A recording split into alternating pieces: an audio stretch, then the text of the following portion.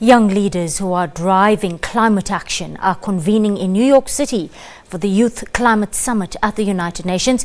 We're live to the United Nations in New York for the opening session of this Youth Summit. Let's listen in. The globe marched and demanded real climate action, especially young people.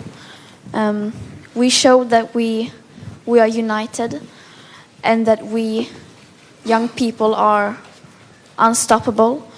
And I don't want to take up more of your time because I've been invited to speak in the General Assembly on Monday, so I will give the others more time to speak now and just wish you a very good day today, and I know and hope that today will be successful. Thank you, Greta. Also generosity in action. So, with that, Bruno. Thank you. Hi, my name is Bruno Rodriguez. I'm 19 years old, and I am from Argentina. I'd like to thank the Secretary General for generating this historic event in order to include the voices of our generation in the process of building paths towards a habitable planet. The climate and ecological crisis is the political crisis of our time, it is the economic crisis of our time, and it is the cultural crisis of our time. The scientific community was very clear. We are facing an existential emergency, and our world leaders have the obligation to make radical change. But change rarely takes place from the top down. It happens when millions of people demand change. I speak on behalf of the organized Youth for Climate Students movement of Argentina. Our movement understands that the power will see nothing without struggle. And that is why we decided to fight in the streets alongside the working class people of our country and marginalized communities by organizing massive strikes in front of the National Congress, in order to stop the criminal behavior of big contaminant corporations and to put an end to the indifference of politicians. The diverse experiences of other countries are something we all need to learn from. And there are different contexts as well as different demands. I come from a Latin American country. The story of our region is the story of 5 centuries of pillage. For us, the concepts of climate and environmental justice are a matter of human rights, social justice, and national sovereignty in relation to our natural resources. That is why we need to demand that the 100 companies responsible of 71% of the world's greenhouse gas emissions transition towards a sustainable path. And we can make this happen by standing together and saying enough is enough. We don't want fossil fuels anymore. Young climate activists all around the world are building a new collective consciousness. There are no frontiers to fight for structural change. Many times we hear that our generation is going to be the one in charge of dealing with the problems that current leaders have created. We will not wait passively to become that future. The time is now for us to be leaders, and that is why we are here, to lead. My message to the Secretary General is simple. Let's stop demanding world leaders to listen to science, and let's start demanding them to act on science. Thank you very much.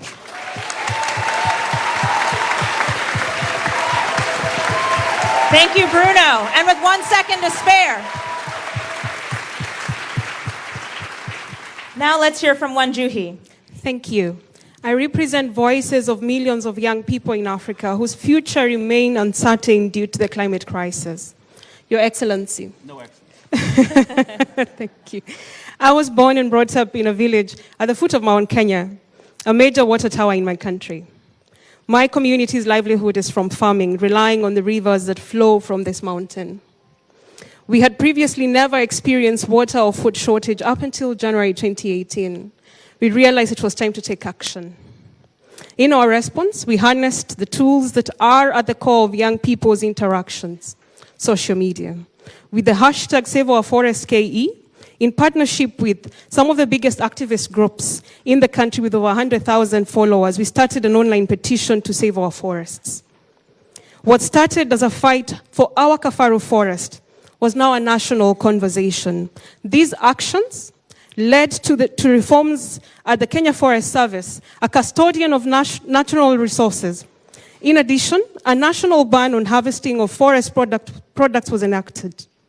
The government of Kenya has since launched the Greening Kenya initiative in December 2018, aimed at achieving our desired 10% forest cover. To my fellow youth, it is evident that starting where we are and with what we have will cause a revolution. What we are asking for as young people. First, we appreciate that youth are now at the table where the discussions are being held. But our voices and our input must be allowed to influence these decisions.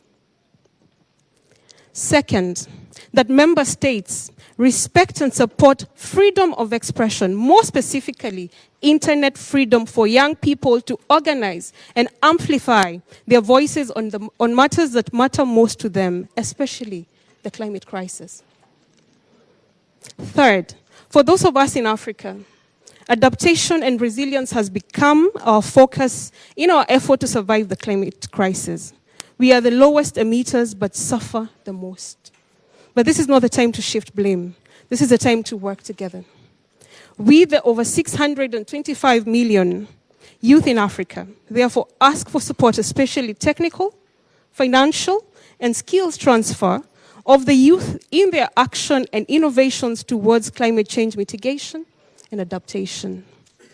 As the late Professor Wangari Maathai taught us, I invite all of us to be that hummingbird that puts out the forest fire by fetching water with its small beak, as all the other animals, including the elephant, told her it was impossible. Thank you. Thank you, Wanjuhi. And finally, Kamal. Thank you, Excellency. No. The United Nations Secretary General. I have to say that whenever the word excellency is pronounced about me in this UN headquarters, I ask for a fine of $1,000 to help solve our financial problems. But I recognize that this group is not able to pay, so I will not put the fine. But I ask you please to abolish the expression.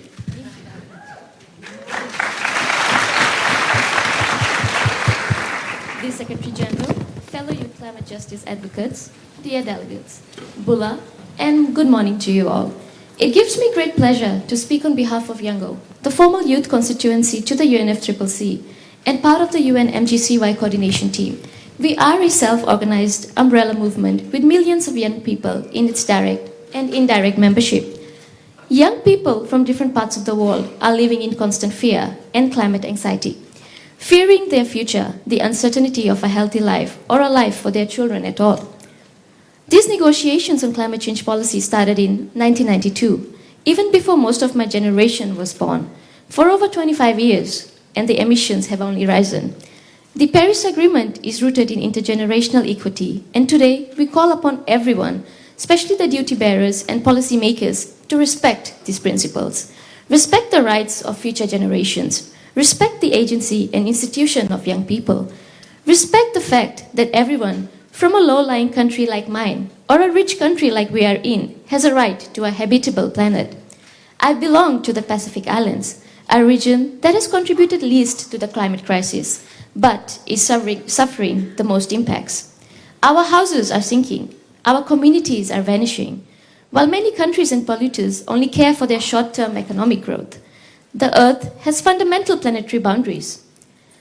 For many here, this may be about 36 or 70 gigatons of carbon dioxide per year, but where I come from, it is about our very way of life, what lives and what dies. With due respect, between the graded IPCC graphs and multiple scenarios, things are black and white for us. Loss and damage compensation and additional support for low-income countries are still not comprehensive.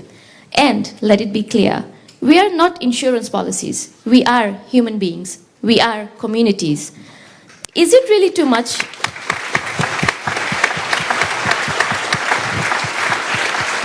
Is it really too much to ask you to stop wasting time and walk the talk? Are we really looking forward to a future of false hopes? We young people have the following ask. We demand urgent action to phase out fossil fuels. We ask countries with high historic carbon emissions and fossil fuel giants to stop hindering the walk towards the welfare of the planet for their short-term profits. Young people want to meaningfully engage with the existing movements and be supported, partner with them.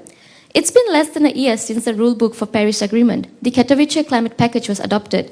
We call upon you to engage young people in their design of NDCs, of adaptation plans, the policies which will live through. We also call upon you to urgently fulfill our commitments to the Green Climate Fund, to support Article 12 of the Paris Agreement, making sure every young person is educated about environment degradation, to enhance our commitments, and for some, to come back to the Paris Agreement, and others to not doubt the science. And while you do so, remember, we will hold you accountable, and if you do not, remember, we will mobilize to vote you out. From youngos all over the world,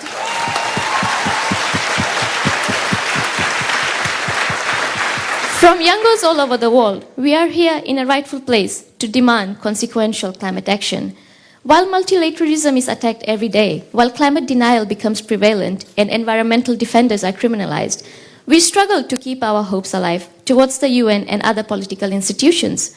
However, we are already demonstrating how much this planet means to us. We have posed schools, defied the odds, and risked arrest. We are walking in our countries, we are leading movements, conducting research, and creating green jobs. Join us. I do not want our future generations to submerge with our sinking islands. We want to give them a chance to be born, witness the diverse beauty of this planet. I hope you want this too for your children and for children across the globe. Vinaka. Thank you. Thank you, Kamal. And now, I won't say Excellency, because I'm not sure if you'll waive the fine for me as well. But our distinguished keynote listener, we would so love to hear your response. Well, if I am a listener, I probably would not be supposed to respond. But first of all, it's an enormous pleasure to be a keynote listener when we can listen to meaningful things like the ones we heard.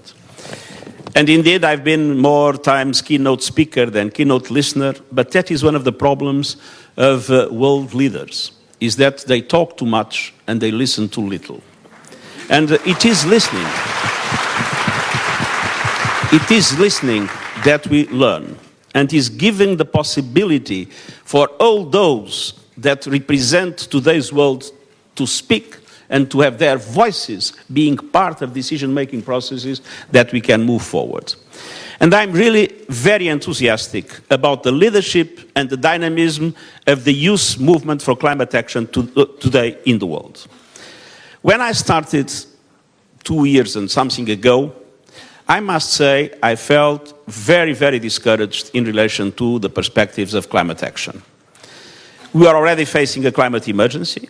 We were seeing, I'm not going to enter into technical details about it, but we were seeing this multiplication of natural disasters becoming more and more intense, more and more dramatic, with worst consequences. We were seeing drought in Africa, and namely, in some circumstances, not only making communities unable to survive, but being a factor of conflict, like in the Sahel, where the lack of resources in water was making farmers and herders fight each other, and because of that, facilitating the emergence of conflicts and even the spread of terrorism.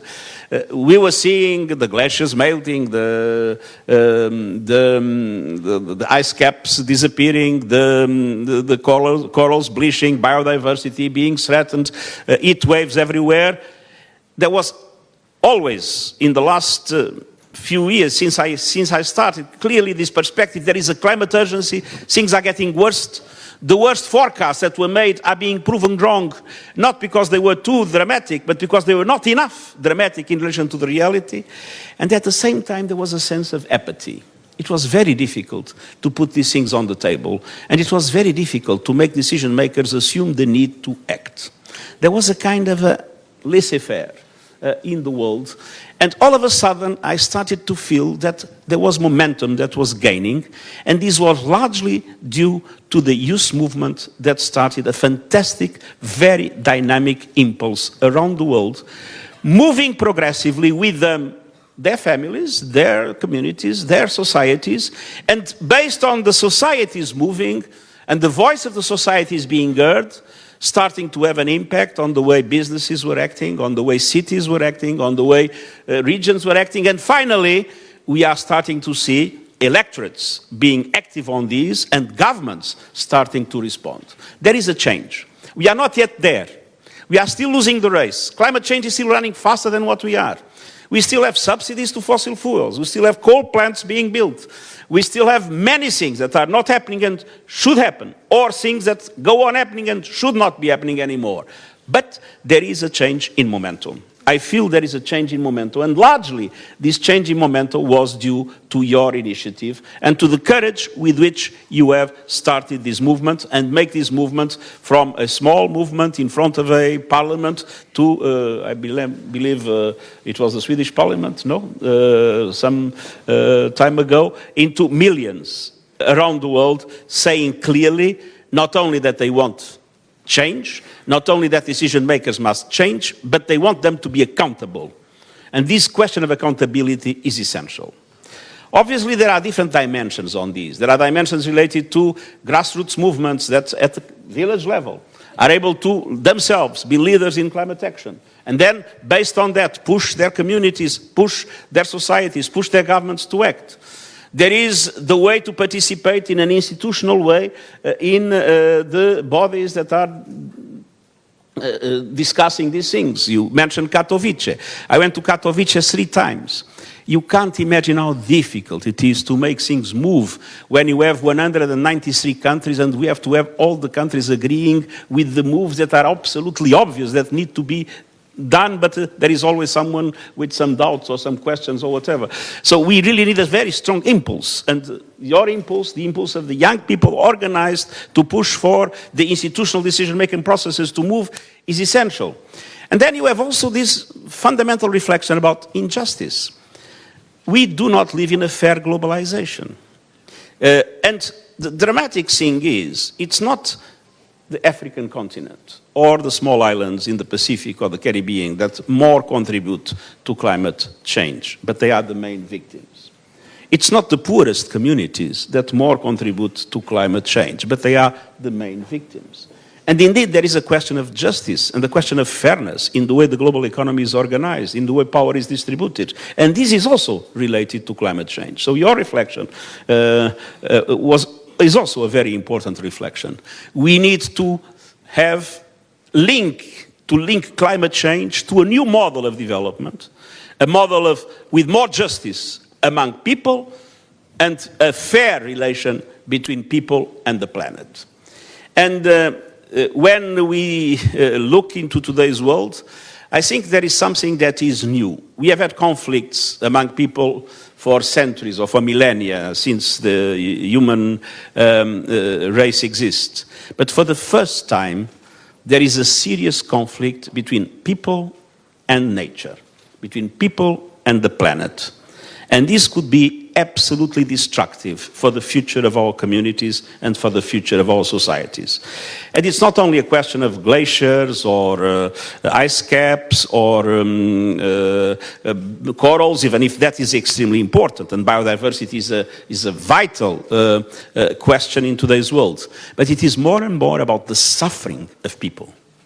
And this will become worse and worse as time goes by.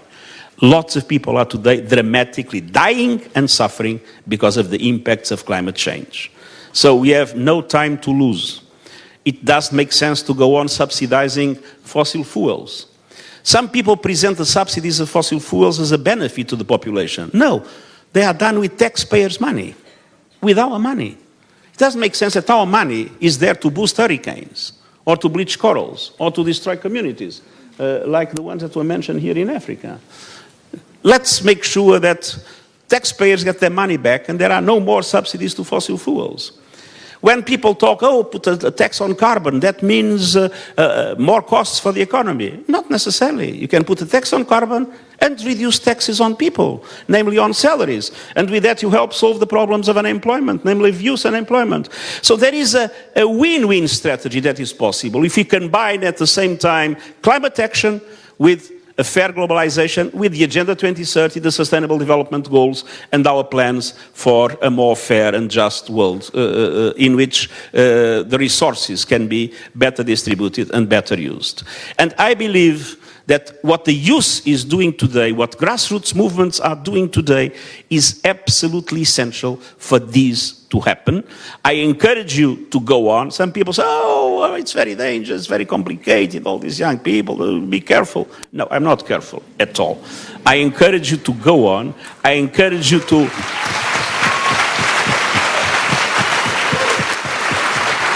keep your initiative, keep your mobilization, and more to hold my generation accountable. My generation has largely failed until now to preserve both justice in the world and to preserve the planet. I have granddaughters. I want my granddaughters to live in a livable planet. My generation has a huge responsibility. It is your generation that must make us be accountable to make sure that we don't betray the future of humankind. Thank you very much.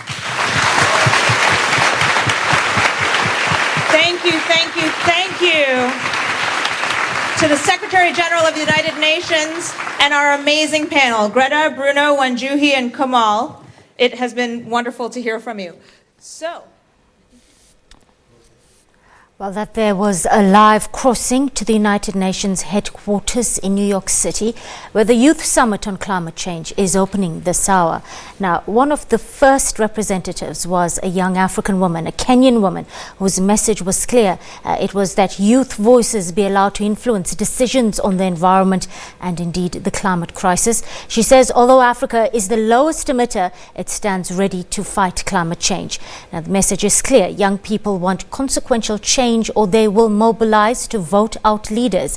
In his response to these opening remarks by youth present, UN Chief Antonio Guterres says he credits youth for mobilizing and indeed building momentum to alleviate the climate crisis. We also heard from an Argentinian youth representative calling for more action from leaders.